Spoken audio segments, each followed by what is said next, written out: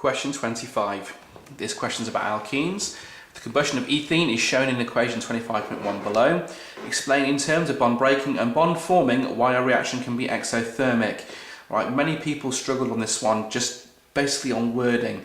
Okay, so this is something you need to work on, explaining this situation.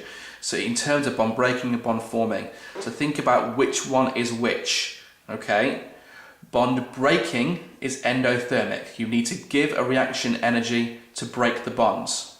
Okay, bond making is exothermic. So as the products form, as new bonds are made, energy is released.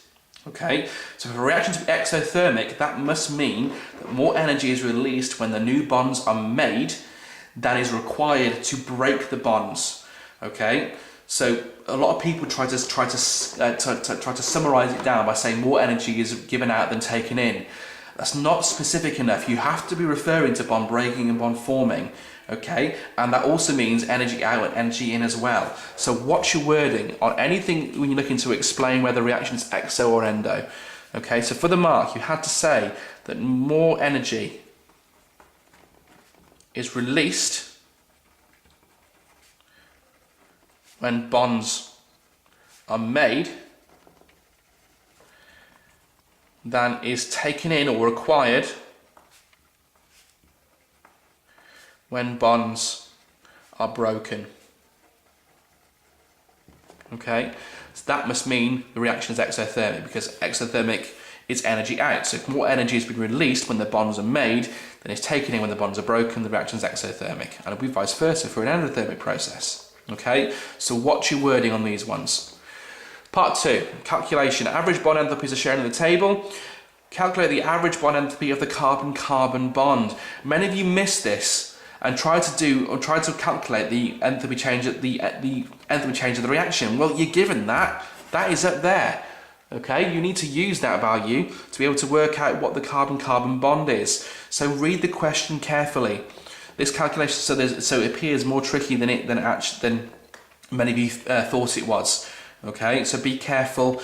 This is a common variation of the bond enthalpy calculation, because examiners at this stage know that many students can do this because it's a very straightforward calculation. Okay, it's the enthalpy of the products minus enthalpy of the reactants. That's all you're doing. But in this case, because you're trying to figure out what one of the bonds is, you've got to be a bit more savvy with it. Okay, so let's look at the information that we've got. We know that the enthalpy then, so to work out the enthalpy change, this value had been derived from the total enthalpy change of the bonds being broken minus the enthalpy of the bonds being made. Okay, now we don't know what the carbon-carbon double bond is in the ethene molecule. That's what we're trying to work out. So let's write an expression that'll help us figure that out. So the carbon-carbon double bond, the enthalpy change, well the enthalpy, sorry, of that bond, plus we've got 4 CH bonds there, 4 times the CH, which is 413,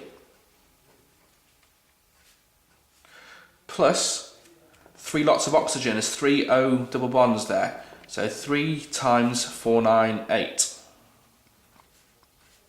Okay, so all of that, that's my reactants, minus my products. Okay, 2 lots of CO2, that means there's 4 CO bonds. So 4 times by 805, plus 2 water molecules, so 4 OH bonds. 4 times by 464. All of that equals the enthalpy change, minus 1318. Now if you missed that out, you're going down the wrong road from the very, very beginning. Okay, so we're trying to need to do some algebra now, figure these values out to leave us with the carbon-carbon double bond on its own, so we can figure this one out. Okay, so if I'm going to do this quite quickly then. So 4 times 413 plus 3 times 498, that gives you, this bit together gives you 3146. So your carbon-carbon double bond plus 3146 minus, so the sum of this here, so 4 lots of 805 plus 4 lots of 464 is 5076. Okay, so the carbon-carbon double bond plus the enthalpy, the total enthalpy of all the other bonds there, minus the enthalpy of all the bonds on the product side is equal to minus 1318. Okay, and now it's just algebra. Okay, so you can do this bit again, work this bit out separately. So 3146 minus 5076. Okay, that gives you your carbon-carbon double bond plus minus 1930.